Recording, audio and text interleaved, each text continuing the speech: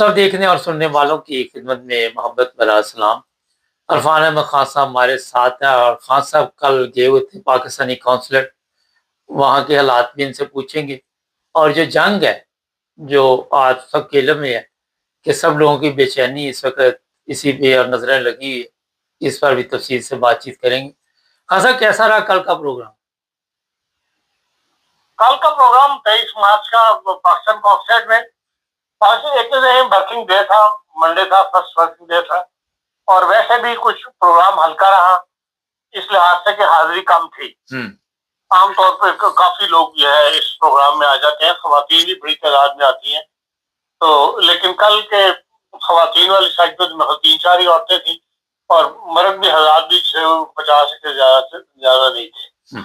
और बात ये इसकी वजह ये भी थी, जैसी अंदाज होती है कि फ्रैंकफर्ट के अंदर काउंसिल जनरल कोई नहीं है लंबे अरसे से। अच्छा। तो जो लोग जो बाहर से लोग आते हैं ना, जैसे स्टुटगार्ट की 2-3 तंजीम है, वो भी लोग आते हैं।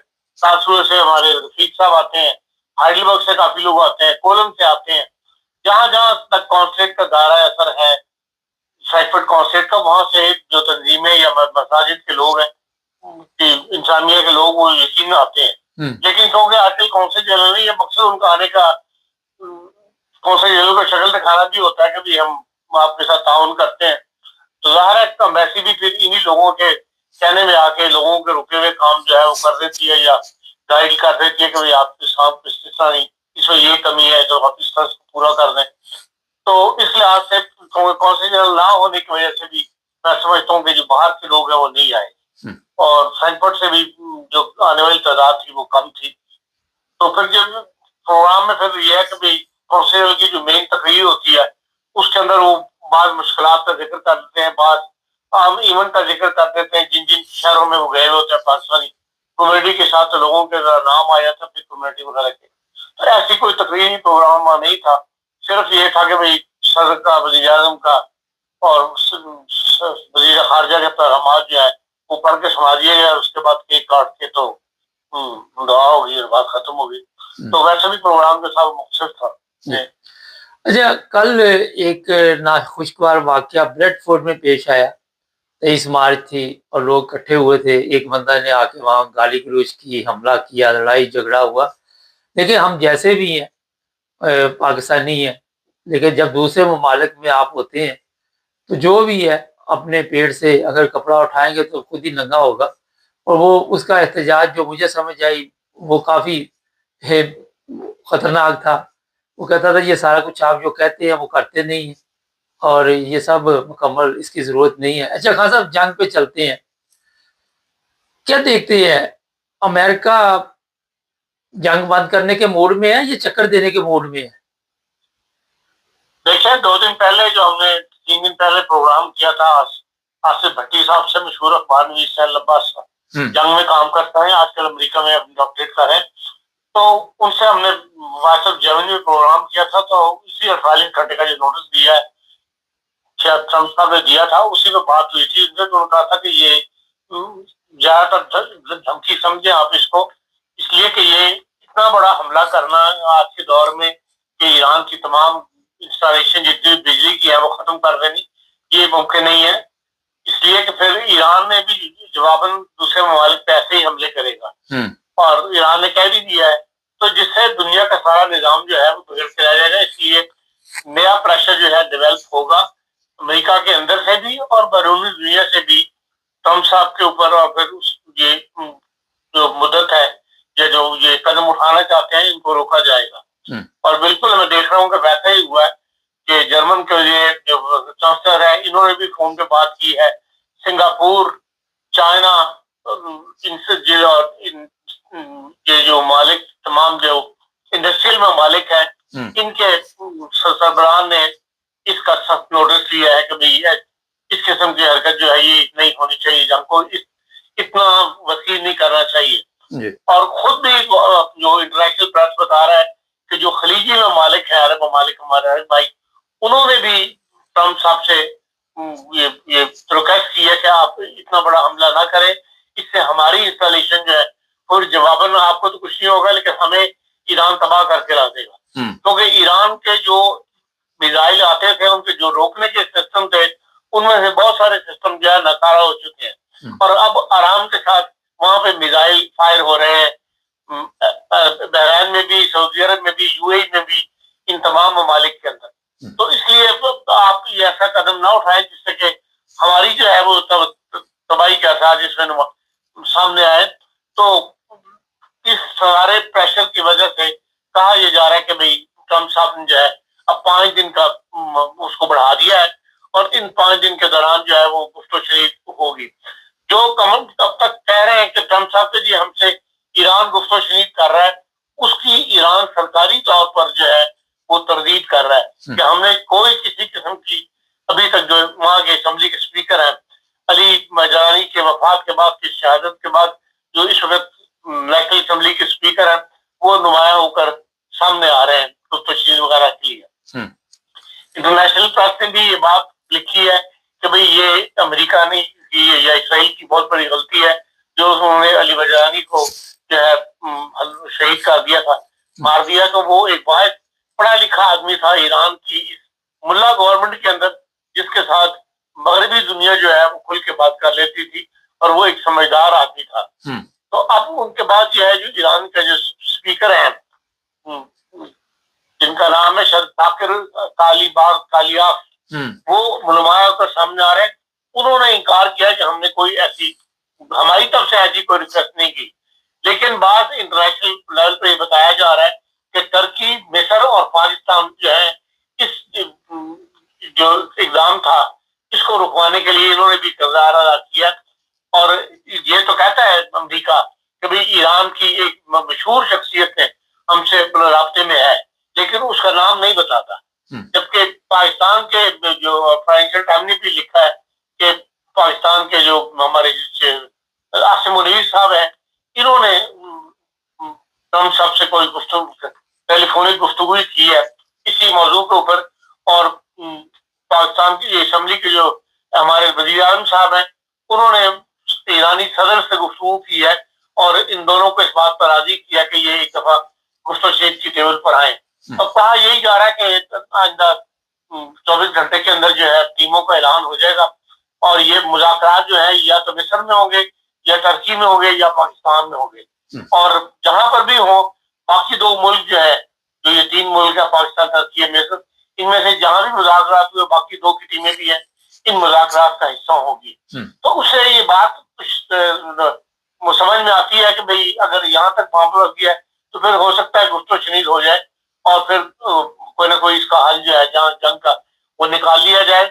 और ये भी अमेरिका की तरफ से कहा गया है कि अब जब तक ये गुफ्तगू जारी है किसी किस्म की इंस्टॉलेशन जो है वो उनके ऊपर हमले वगैरह नहीं किए जाएंगे, ना ही तेल की तनसीबात के ऊपर तो हमला होगा। तो ये एक बड़ी कामयाबी की बात है कि इस लिहाज से आजकल के माहौल में जिस कसरत के साथ हमले एक दूसरे पर किए जा रहे हैं, तो उसमें अगर ये 5 दिन के अंदर किसी नतीजे में पहुंच जाए तो यकीनन बाकी खलीज ममालिक जो है वो बहुत ज्यादा इस वक्त प्रेशर का शिकार है। तो आपको पता है कि खलीज की जो 5 एयरलाइंस है उनकी कहते हैं 31,511 परवाजें जो है वो मनसूख हुई है और जिसकी वजह से अरबों डॉलर का नुकसान एयरलाइंस को उठाना पड़ रहा है। फिर होटल इंडस्ट्रीज जो है उसको भी अरबों डॉलर का नुकसान जो है वो हुआ है और बहुत सारी तनसीबात उनकी तबाह हो गई है, जिसके लिए उनको दोबारा अपने पांव पे खड़े रहने पे एक लंबा लगेगा। पाकिस्तान के बारे में भी कहा जा रहा है उसकी जो LNG की गैस का स्टॉक था वो खत्म हो गया है और इसलिए पाकिस्तान में सिर्फ थोड़ी देर के लिए दिन में गैस जो है वो मुहैया की जा रही है और वो इंडस्ट्री जो गैस के ऊपर चलती थी उसे खड़े होने के मतलब आसार तुम्हारा है। इसलिए पाकिस्तान भी बहुत ज्यादा इसके अंदर पिस भी रहा है और ये है कि भाई बहुत ज्यादा ये है कि भाई इस तरफ आ रहा है कि ये मामला किसी तरीके से हल हो ताकि पाकिस्तान को अगर तेल की तस्वीर बंद हो गई, क्योंकि पाकिस्तान तो उधार पे तेल लेता है और जंग के हालात में तो तवक्को नहीं कि सऊदी अरब को जब इनको उधार में तेल दे देगा। इसी तरह जो पैसा रखवाया हुआ था उसकी डेट जो है वो खत्म हो रही है 30 मार्च को, जो यूए के 2 अरब डॉलर और 200 अरब डॉलर हमारे पास पड़े हुए हैं। तो उसके वजह से भी कहा जा रहा है कि अभी तक यूएई ने उनको एक्सटेंड नहीं किया कि हाँ वो 1 साल के लिए पाकिस्तान की स्टेट बैंक में पड़ी रहने देंगे रकम को। तो इस लिहाज से भी अगर वो रकम उन्होंने वापस मांगी, जब उनके अपने मुल्क में तबाही हो रही है, तो फिर अगर वो रकम मांगी तो पाकिस्तान के पास फिर मुश्किल तरीन जमाना जो है वो हालात का पाकिस्तान पे आ जाएगा। तो इसलिए भी पाकिस्तान चाहता है कि ये जंग ज्यादा जल्दी जो है वो बंद हो जाए। अब तक की सूरत हाल यही है। अब इन 5 दिनों के अंदर जो है वो दुनिया के मुस्तकबिल का फैसला जो होगा। हाँ साहब, इसराइल भी मान जाएगा ये जो बातचीत, ईरान इसराइल के साथ भी बातचीत करने के लिए तैयार हो जाएगा? इस जंग में सबसे ज्यादा नुकसान जो हुआ है ना, बिल्डिंगों तबाह होने का, वो इसराइल का हुआ है। और रात भी जो यरूशलेम के इलाके में भी फेंके गए, और जो शुमाली इसराइल है जो अब तक बचा हुआ था, वहां भी इनके मिसाइल जो है ईरान के गिरे रहे। अब एक खौफ पैदा हुआ है मगरबी दुनिया में, ये कि उनके अंदाजा नहीं था कि ईरान के पास इस कदम तक और 3000 या 4000 किलोमीटर तक माइल तक मार करने वाले मिसाइल भी मौजूद होंगे। तो ये बैलिस्टिक मिसाइल नए निकाले हैं अब जिन पे हमले कर रहे हैं, उसकी वजह से दुनिया में एक और खौफ जो है वो मगरबी दुनिया में पैदा हुआ कि इससे सारा निजाम जो है दुनिया का रुक के रह जाएगा। तो देखें, तो इस लिहाज से तो बाहर ये जो कुछ भी अब कदम उठाए जा रहे हैं उनमें अवलियत जो है वो अमन को दी जा रही है। हाँ, जंग को बंद करने की तरफ तवज्जो दी जा रही है। हमारी अपना सोशल मीडिया पे इश्तिहार लगा दिए गए कि फील्ड मार्शल बड़ा अहम किरदार अदा किया इस जंग को रुकवाने का। तो जंग तो अभी रुकी नहीं, तो ये पहले ही किस चीज का शोर डाल दिया जी, इंडिया जो है वो इस वक्त जेलस है कि हम हमें तरजीह, ये कैसी बातें शुरू हमारी मीडिया कर देती है? देखिए, ये सब सियासी गुफ्तगू होती है। हर मुल्क अपने आप को, अपने लीडरों को अहमियत के तौर पर बयान करता है। हमारा पाकिस्तान का मीडिया क्योंकि कंट्रोल्ड है, इसलिए हमारे मीडिया पर अपनी तरफ की बात ज्यादा की जाती है, अपने लोगों को ज्यादा उभार कर सामने पेश किया जाता है। इसलिए कि जो इदारे इन मीडिया को, हाउसेस को कंट्रोल कर रहे हैं, उनको मैसेज आता है कि भाई आप इस चीज को नुमाया करके पेश करें, इस चीज को आप दबा के पेश करें। और वो मजबूर है, वरना आप इंटरनेशनल पढ़ रहे हैं तो वो सबके नाम ले रहे हैं। वो मिस्र का नाम भी ले रहे हैं, वो टर्की का नाम भी ले रहे हैं, वो पाकिस्तान का नाम भी ले रहे हैं। लेकिन जंग कोई ऐसा नुमाया होगा, हाँ, जिस बात को अहमियत दी है उन्होंने, वो सिंगापुर के वजीर खारजा की गुफ्तगू जो है उसको दी है, या जर्मन चांसलर की जो गुफ्तगू हुई है ट्रम्प साहब के साथ, टेलीफोनिक लंबी गुफ्तगू जो उन्होंने की है उसको दी है, चीन के बयान को दी है। लेकिन ये जो हम छोटी छोटी ताकतें हम अपने अपने मुल्क के अंदर, हाँ, इंटरनेशनल प्रेस हमारी बात को अहमियत दे तो फिर तो वो एक हकीकत तो मबनी होगी। राइट। हाँ, अपने ही मुल्क के अखबार की तरफ से अगर मुकामी लोकल लीडरों को अहमियत दिया जाना, उनको नुमाया करके पेश करना, वो सब एक प्लान का हिस्सा होता है। हाँ सर, अमेरिका इस वक्त जिस तरह बयानात वहां से सदर ट्रम्प के आ रहे हैं, और कल मैंने भी कुछ लोगों के साथ अमेरिका राब्ता कायम किया, वो बता रहे हैं कि इसकी सियासत डूब चुकी है। क्या कहते हैं आप? देखें, नजर यही आ रहा है जिस तरीके से जो उसका प्लान था, जिस तरह वो फखर के साथ सीना खुद चाट के आया था मैदान के अंदर, 3 दिन के अंदर ईरान जो है उसको बर्बाद करके रख देंगे, उसको इस्फा करके रख देंगे, वो कसीर उसके पहले किसी एक मैदान में भी उसको उस तरह कामयाबी नहीं मिली जिसका उसने अनाउंस किया था अमेरिका ने। भारत इतनी बड़ी ताकत है तो इसलिए बाद फील्डों में यकीन उन्होंने कामयाबी भी हासिल की है, लेकिन उस तरह की कामयाबी हासिल नहीं की जिस तरह की उनके पास उन्होंने दावा किया था। वो मंजिल उनको हासिल नहीं हो सकी। 2 बहरी जहाज अपने जो है वो नकारा तो नहीं किया, लेकिन बेकार तो हो गया ना। इस वक्त फील्ड के अंदर तो मौजूद नहीं है, उनको मुरब्बतों के लिए लेके चले गए हैं दूसरी बंदरगाहों के ऊपर। इसी तरह ईरान की बैरियर को तबाह कर लेना कोई अच्छी बात नहीं।